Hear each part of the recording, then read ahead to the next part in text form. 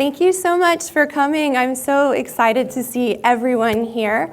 Before I get started, can I just get a quick show of hands so I can gauge the level of the audience? How many people in here are familiar with threat modeling, just as a concept?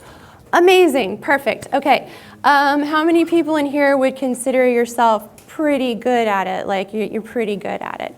Okay, excellent.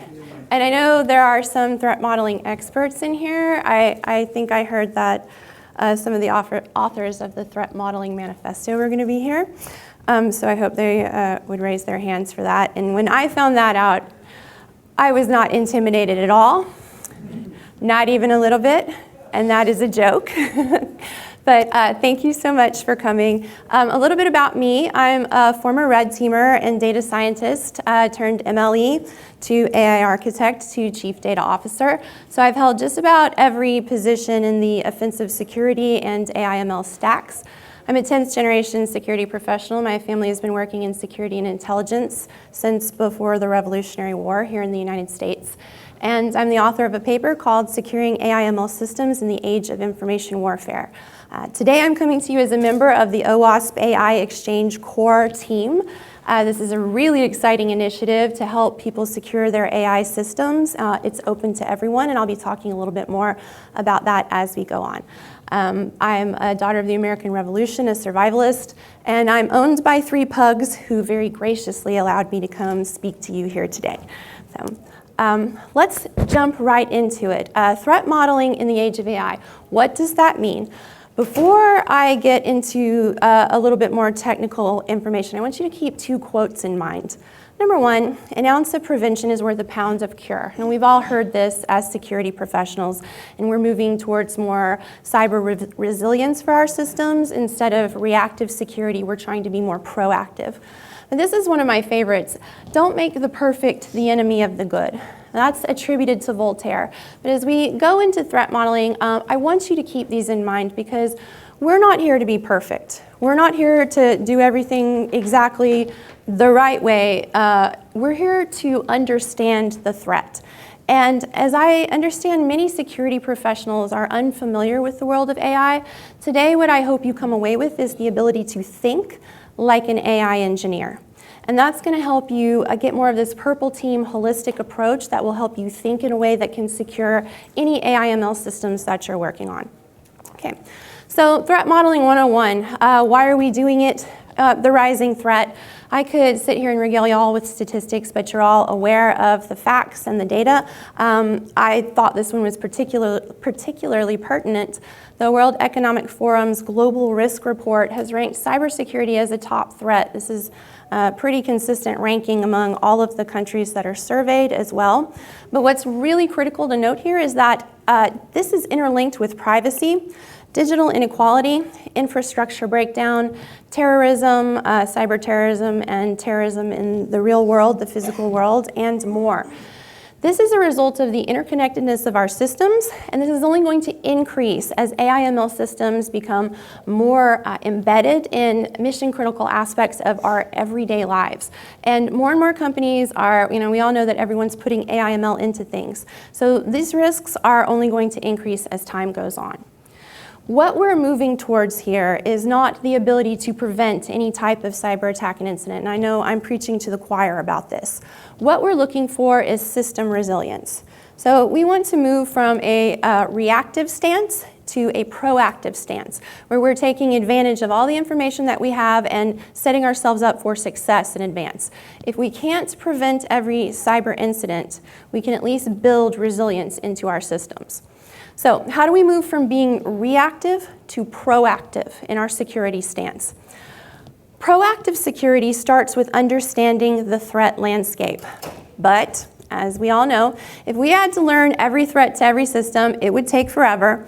Understanding all of these threats would quickly become prohibitively difficult. And this is especially true for AI/ML systems because it's an entirely new landscape, entirely new vectors. So we need to use a model. Every system is unique. We're going to simplify. So I want to tell you a little bit about what threat modeling is and what it isn't. And I've sourced this first bit from the Threat Modeling Manifesto. If you haven't studied that, I highly recommend you go over it. This quote, "Threat modeling is analyzing representations of a system," it's the modeling, "to highlight concerns about security and privacy characteristics. At the highest level, when we threat model, we're asking 4 questions. What are we working on? Like, do we know? Do we understand our systems? What can go wrong? What are we going to do about it if it does go wrong, or what are we going to do to prevent it? And how do we know that we did a good enough job?" Threat modeling is, and I'd like to add a few points here myself, a structured and systemized approach. This is going to become very important as we move into AI/ML systems. It needs to be clearly articulated. Whatever your threat model is, it needs to be understood by the relevant stakeholders, and it needs to be consistently applied. I'm sure we've all had the experience of trying to understand a security issue to stakeholders only to get a lot of blank stares in response in the best case and friction and static in the worst case. Threat modeling gives us tools to be able to convey these concepts, simplify them, and still get the point across in a way that's actionable. It's also a tool to contextualize risk. Cyber attacks, in big quotes, are a risk, but how? What are the vectors? What is the likelihood of each attack, and what might the effects be? We need to quantify each of these things in order to be able to understand what we're working with. It's also a means of preparing and documenting mitigations. This, I think, is one of the most critical aspects of threat modeling, and in my opinion, one of the more overlooked. Feel free to disagree. But for me, it's very important to document in advance. What are we going to do about this if a problem arises? And then we have a very clear paper trail, we have a clear chain of custody and so forth for any incident that arises. Once we know what these threats are, we can begin to prepare our response. And lastly, I would like to say it's probably the original purple team technique. This is one of my favorite parts because you get defenders to think like attackers. AI systems require this purple team approach. You aren't going to be able to secure AI unless you're able to get on the purple team and think like an attacker. What threat modeling isn't. These are some anti-patterns for threat modeling. These are also taken from the Threat Modeling Manifesto. I'm super grateful for this resource. The hero threat modeler. It's not your innate ability. We need to all be able to do this. And we need to be able to teach it to other people so that they can do it as well. Admiration for the problem. I find that this is one that can happen a lot in AI/ML because it's a really sticky problem. It's really new and there are a lot of aspects, and sometimes people can get bogged down into the minutia of the problem. And similarly with the tendency to overfocus. I think that's another pitfall that can happen, especially when you're working with very complex and statistically based systems. But last, perfect representation. I really want you to think about this because we're in a new field now. This is a new frontier. There's not going to be a perfect representation. I mean, really, there never was because we're working with unique systems, unique people, unique stakeholders, so forth and so on. So if you have an idea that there's a specific right way to do this, I'd ask you to be a little bit open-minded and clear your mind of that and really try to focus more on thinking like an AI engineer. Because really, at the end of the day, we need to be able to understand what's going on, and that is the most important thing that we're doing when we're threat modeling. What's new in AI? Well, back in around 2012, somewhere around that time, people started saying data was the new oil. In 2024, data is the new attack vector. You are no longer focused on simply securing your data. We have our CII model that we're all familiar with and that we've all understood, but we have to adapt and understand now that data is not just the prize, it's not just the flag, it's an actual attack vector now. And this is one of the most significant changes that has come about with the introduction of AI/ML systems in production. So this is where ops become incredibly important. I just want to give you a quick intro to AI/ML ops and why they're so important. The reason that these are so important to AI/ML systems, the reason that all ops are, is because our goal is inference at scale. And granted, I'm playing a little bit fast and loose with the term inference here, but whatever type of AI system you're working with, it's a statistically based system, period, it is. And you're trying to get it to do things, and you want those things to be accurate, and you want them to be aligned with your goals. And you need it to scale, or else you just have human beings doing this. So When we look at inference, what does this mean from a perspective of securing our systems? Well, any system that works on a gradient can be tricked. That's the long and the short of it. This can be thought of as a cognitive bias. I don't like anthropomorphizing these systems very much, but if you want to think of it as a cognitive bias that all AI/ML systems have, you can certainly do that because it operates on a gradient of confidence or what it thinks, if you will, the correct response is. You can trick it. The other aspect in here is scale. We are looking at massive data requirements. Massive data requirements mean a new frontier in data provenance. Where are you getting your data? How are you running it through your pipelines? How are you getting it to your systems? Knowing where your data comes from is essential to securing your AI/ML systems. You're not going to be able to enact security unless you're aware of where your data comes from, who's had access to it, the chain of custody, and you're able to run your own tests on it to validate and make sure that it's solid. This is because AI/ML systems run on data, and we all know this, but really internalize what that means. If your system runs entirely on data, if data is how it works, how it thinks, where it gets the meat of what it does, then who has access to your data becomes critically important as you try to secure these systems. Did you get it from a data broker? Did you get it from users? In either of those cases, outside parties have had direct access to your data and thus direct access to your AI/ML model. Access to your data is access to your model. Knowing where your data comes from is critical.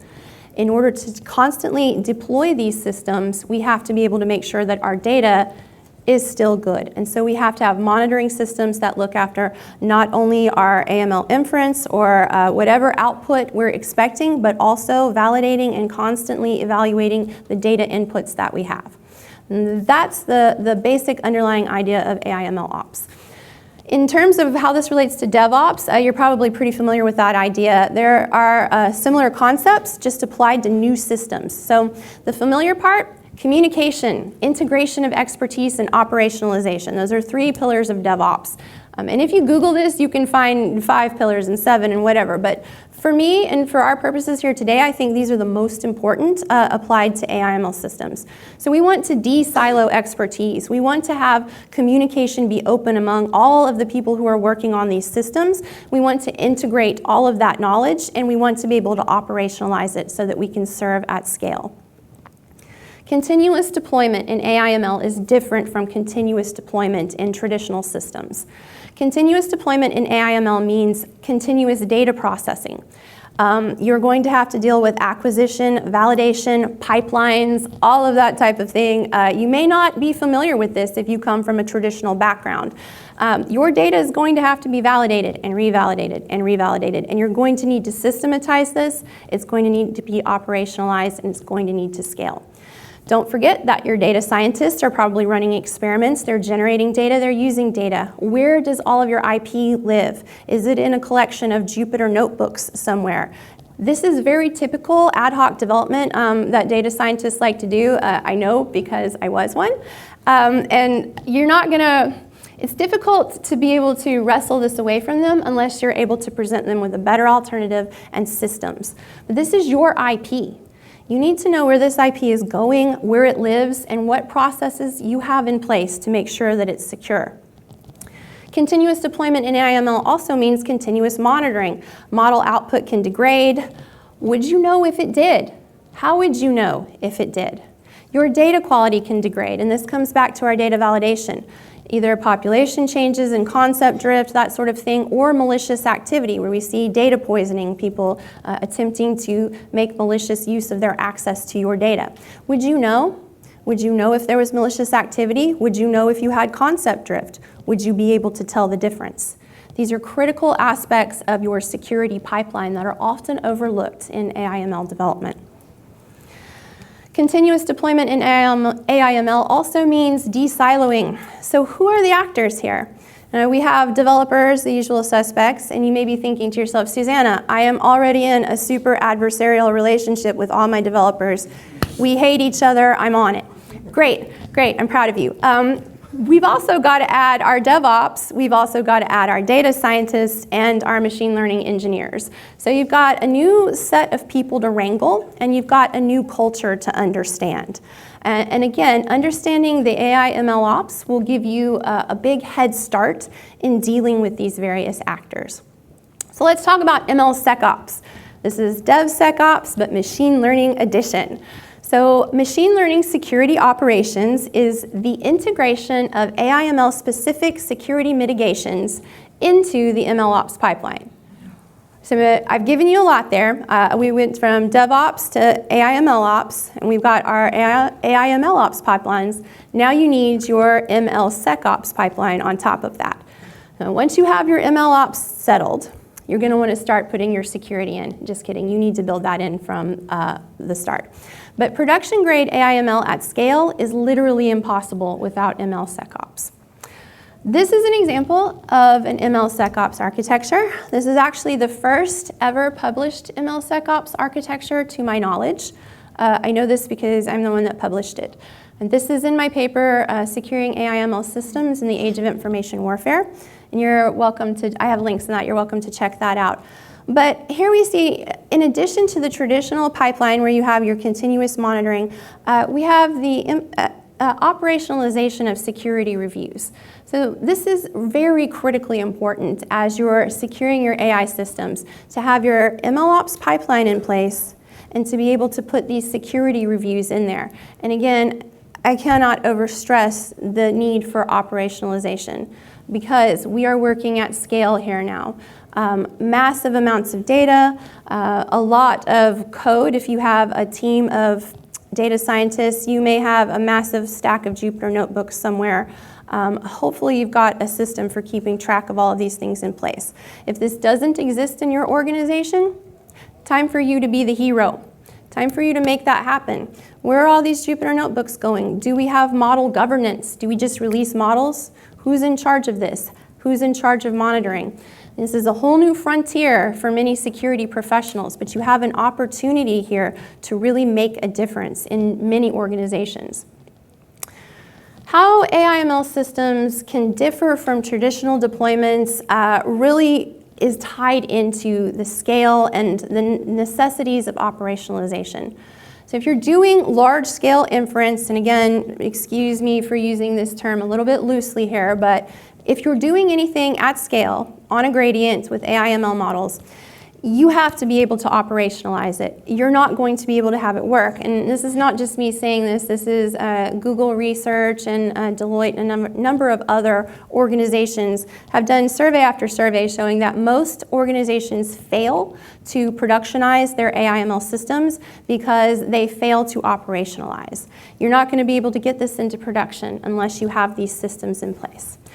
You need to begin with the end in mind in order to make this happen. So you'll have your data scientists and they'll come up with a great idea in a Jupyter notebook somewhere. This is amazing, I have tremendous accuracy, I can make predictions, or I've got this LLM system working phenomenally well, it's giving us back really consistent, great responses, and so forth. But when you look at this, you need to start thinking about, okay, how are we going to scale this? This is a phenomenal product potentially, but does it scale? Because it's not just the pipelines, this understanding begins with the product itself.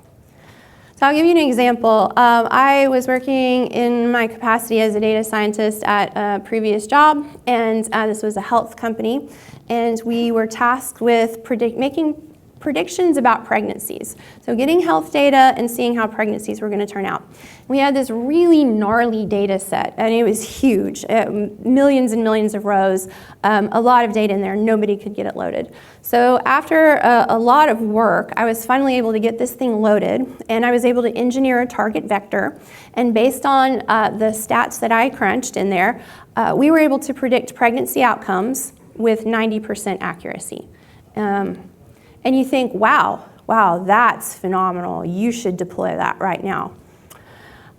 I'm sure that you can probably think of a few reasons why it would be unethical to deploy that model. But here's my favorite. On the data set that I ended up working with, I ended up keeping about 7.5 million rows. So that's 7.5 million patients. That means that with 90% accuracy, if we served this model to our users, 750,000 people could potentially get mistaken results. You have to stop and think about that. What does it mean for someone to be served a wrong result, a wrong answer about something so critical in their life? And we're looking at wreaking personal havoc, we're looking at wreaking social havoc. There's absolutely no way to scale this and deploy it ethically. And so this is a product that can't ever be deployed. You have to find some other use for this data science. So it isn't just the pipelines, it's the product itself. There are other ways in which the product may be insecure. There are ways in which this particular means of data collection gives your users far too much access to the data. You may not want them to have that much access to the data because then you open yourself up to issues like data poisoning, which is incredibly hard to mitigate. So taking a look at this product from the scalability perspective is absolutely critical in anything you do with AI/ML security. So let's talk about threat modeling for your AI/ML systems. How are we going to do this? I know that there have been a number of trainings here, and there are some really brilliant people, some of whom are in the AI Exchange, who have given some really great talks about this. So I didn't really want to redouble what's already been done because you are all really smart people. And I figured that what my role here should be is to bring the AI perspective here and kind of help mix that and do a little bit of de-siloing here today with regards to security. So here are 3 questions that you can ask yourself from an AI engineer's perspective to start threat modeling your system. Question number 1, is it secure? And everybody's looking at me like that's a dumb question. It kind of is, but you need to ask it. Have you asked, what's secure about this? Do we have role-based access control? Seriously, who has access to every component within this system? How are we monitoring this? So forth and so on. These are just the basic traditional security questions that you need to be asking from the gate. And the reason I stress this is so important is that time and time again in production, out in the wild, we see that AI/ML is treated as somehow different from other development applications. So questions like, is it secure, are never even asked. When I first published my paper in 2022, that's just 2 years ago, it was before the AI security ecosystem had exploded the way that it has. And people thought, oh no, AI security, that's not real. I got accused of making it up, actually, which is very funny now in retrospect. But at the time, people thought, why would we need to secure our AI systems? There's no one that would attack them. There's nothing that could be done. And then we started hearing about model theft and data poisoning and all of the other random things that can happen if you do silly things like hard coding your AWS keys and putting them in your GitHub. And these are, oh goodness, it was a biometric company a couple of years ago that got breached. Really, really bad because they had hard-coded AWS keys and those were out in the wild, and now other people's fingerprints and facial metrics and so forth have been compromised. And unfortunately, unlike a password, you can't really change your fingerprint. And that's all AI/ML-based systems. So let's ask ourselves, is our system secure? Another benefit of asking that is that it gets your developers thinking about that.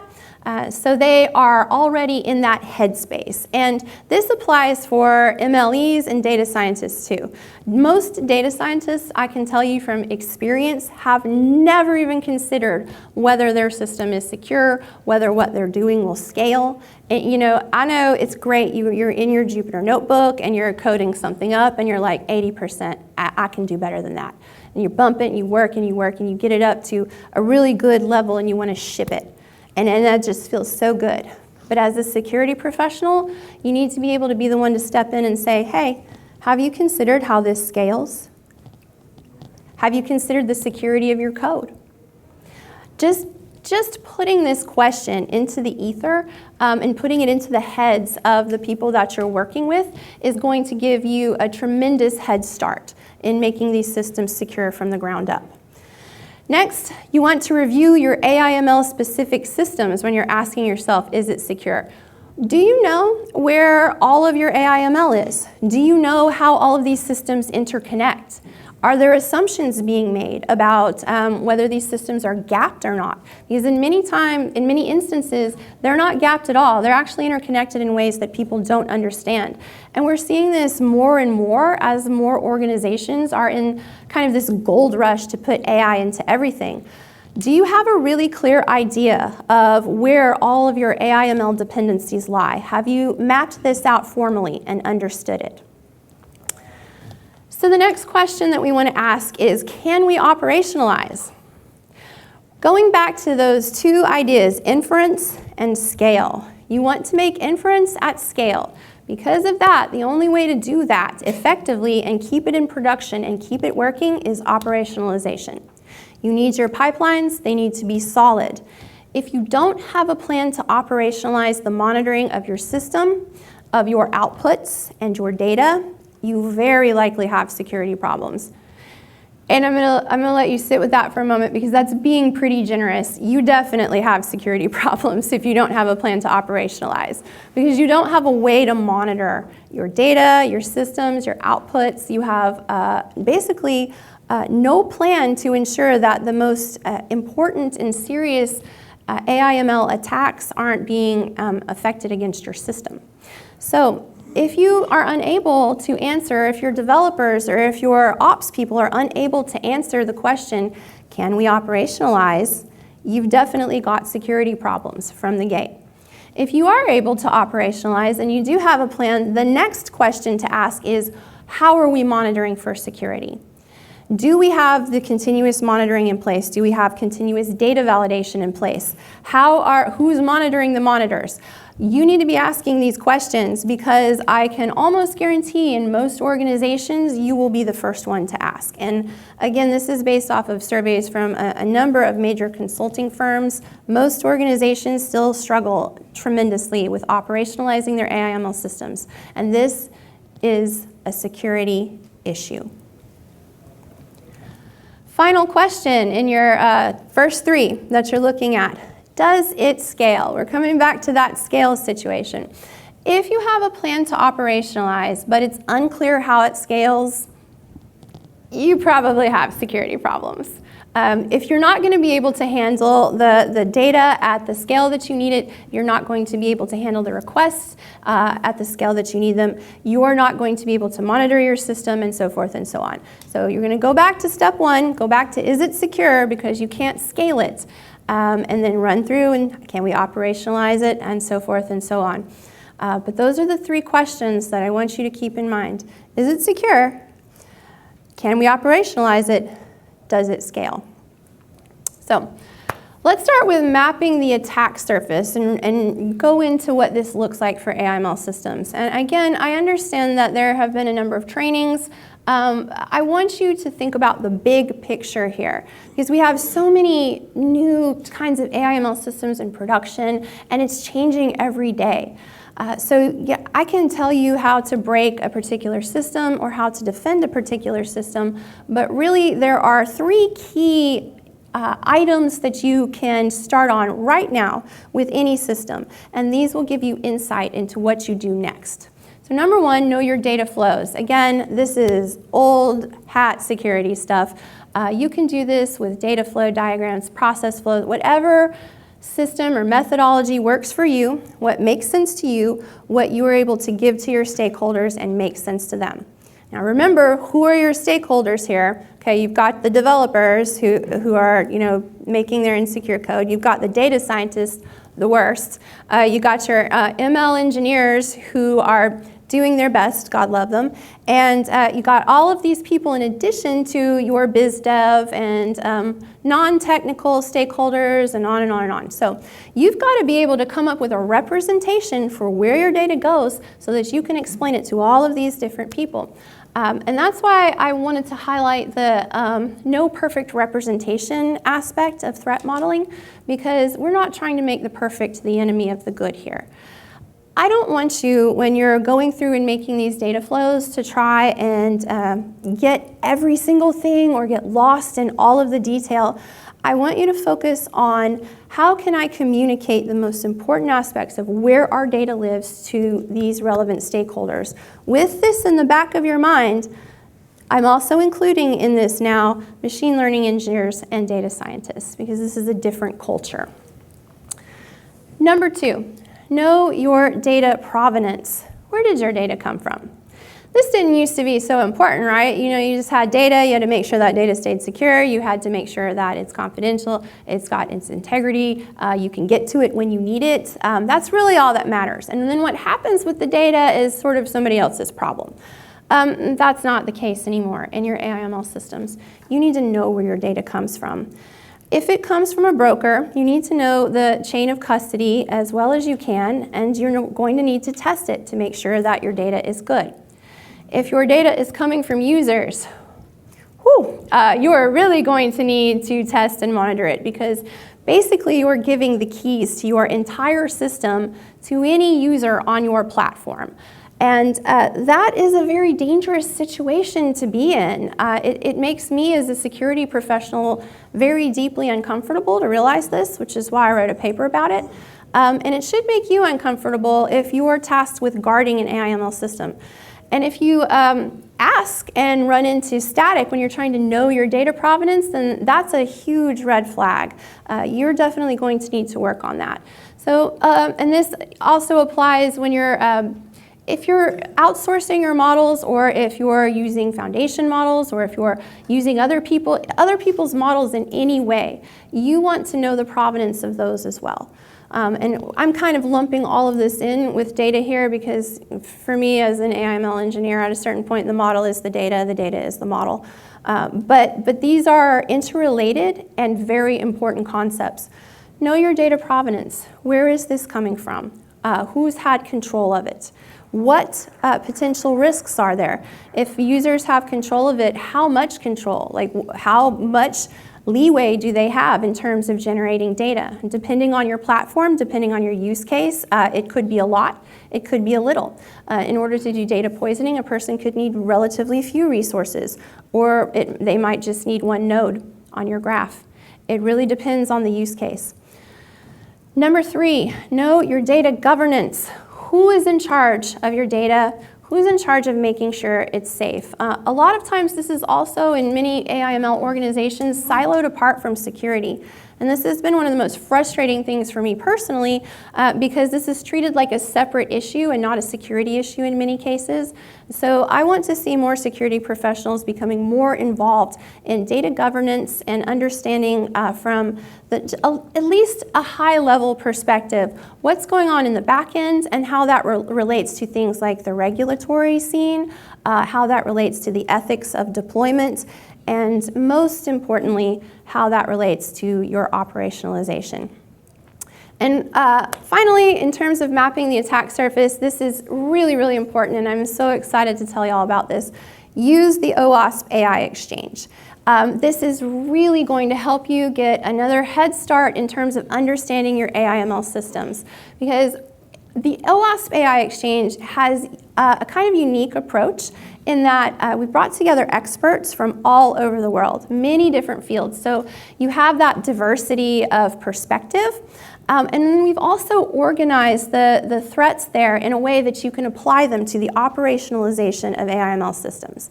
So we've organized them with threats through use, development time threats, and runtime application security threats to give you an idea of where these threats are coming in. And you can go there and actually find controls under each one of these that are going to help you.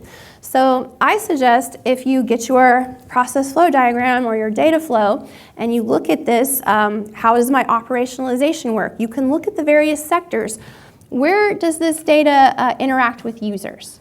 Okay, well that's where I need to go to the OWASP AI Exchange and look at threats through use. What are my development time threats here? I need to understand and go to the OWASP AI Exchange and see what mitigations I can take which might be applicable to my system.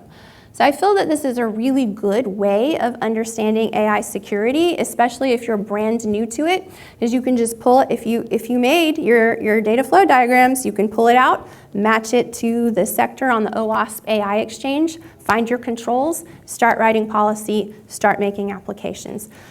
Our goal here is to make your life easier, and we certainly appreciate feedback on how that's working. And hopefully we've made a good tool here, and it's a work in progress. We have experts joining all the time working on it. But hopefully this gives you a little bit of insight into how you can start from the ground level of mapping and understanding the threats of your AI/ML systems.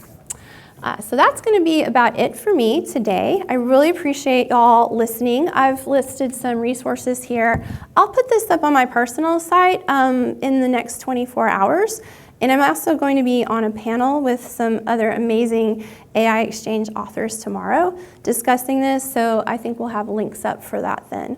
But I encourage you to check out the OWASP AI Exchange, the Threat Modeling Manifesto, Threat Modeling Capabilities document, which I just recently had the pleasure of doing a deeper dive into, has a lot of great resources in there. And then if you want, you can check out my paper, Securing AI/ML Systems in the Age of Information Warfare. And that's a little bit of a deeper dive, but it provides you with platform-agnostic architectures that you can implement right now to help secure your AI systems. Okay, that's it. Thank you so much. Can I answer any questions?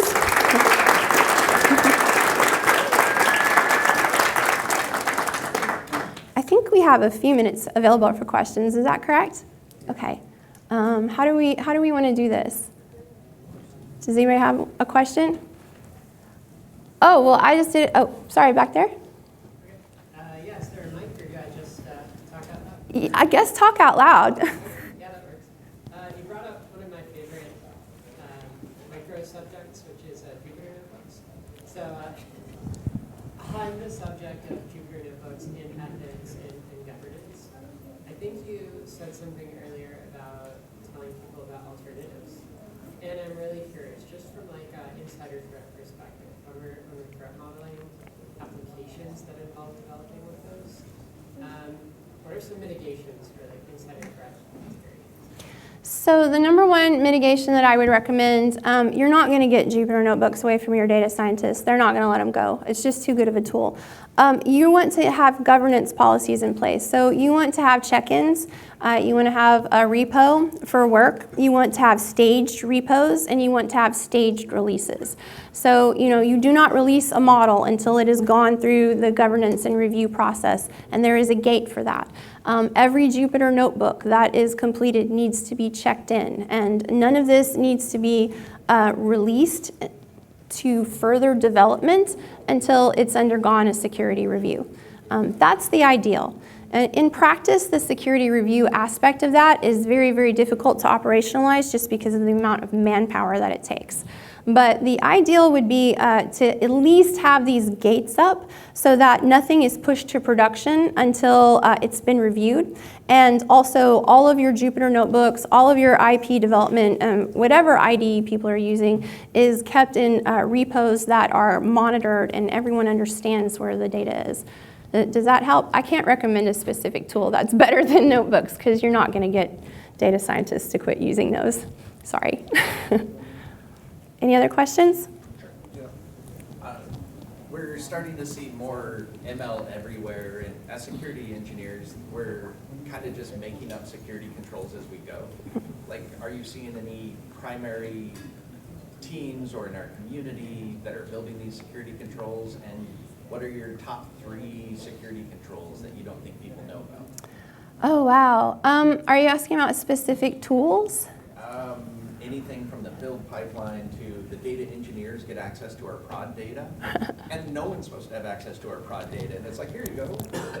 I mean, yeah, this would be a way longer talk if I was going to list all of the problems like that we're seeing. Everyone has access to everything. When I wrote this paper, I was begging people to have RBAC. Like, please know who has access to this, because in many cases it's so absolutely ad hoc. You've got, a data scientist made 4 different Jupyter notebooks, and they're like, oh, I think it's this one, and the MLE grabs code out of that, and then they sort of make it into a pipeline, and then you're trying to scale this.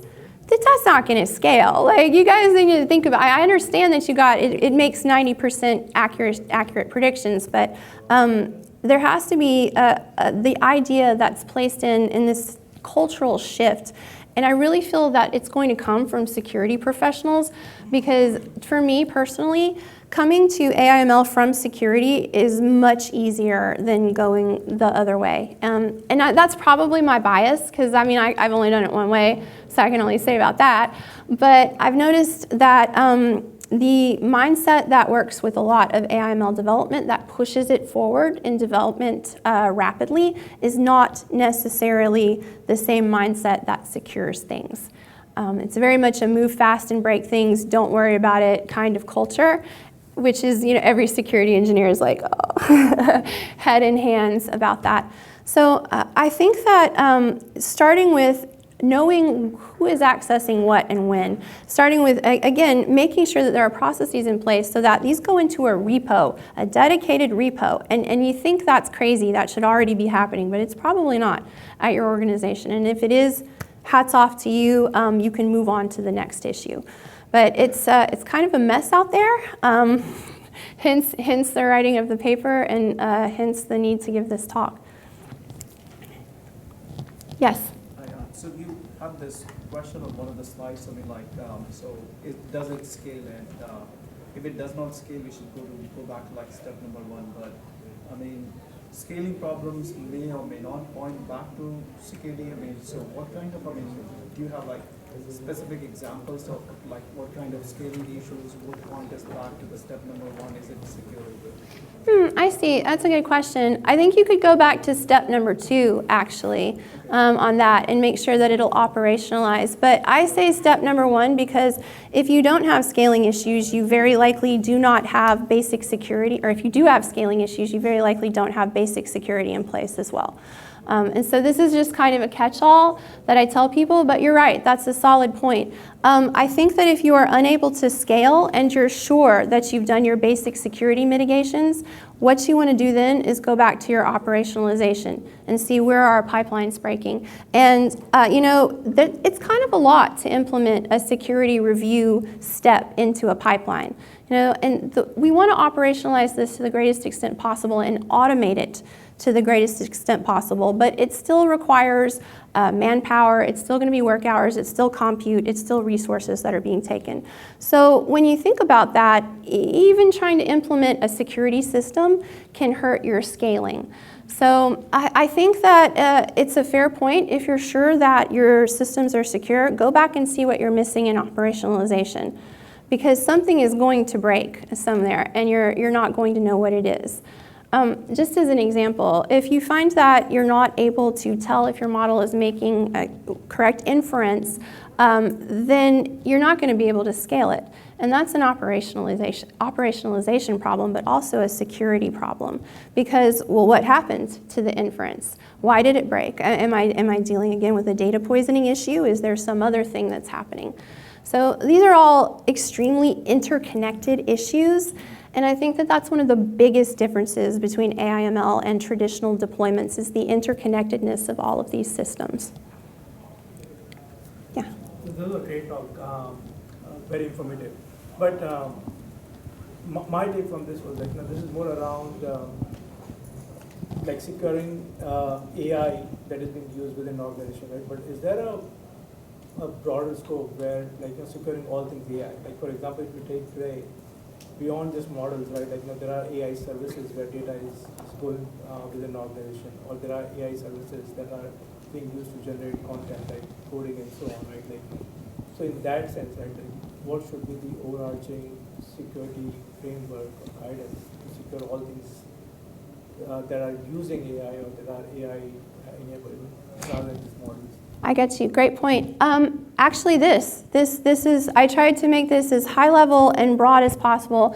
And forgive me for saying inference a lot here, but any AI/ML system that is working in any capacity has these same issues for the most part. I don't want to get too system specific. I don't want to get too much into the weeds here, but any system that you're working with, you need to understand the supply chain of, basically. And to your point, AI/ML systems are introducing a whole new set of supply chain vulnerabilities, and a big, huge chunk of that is your data and model provenance.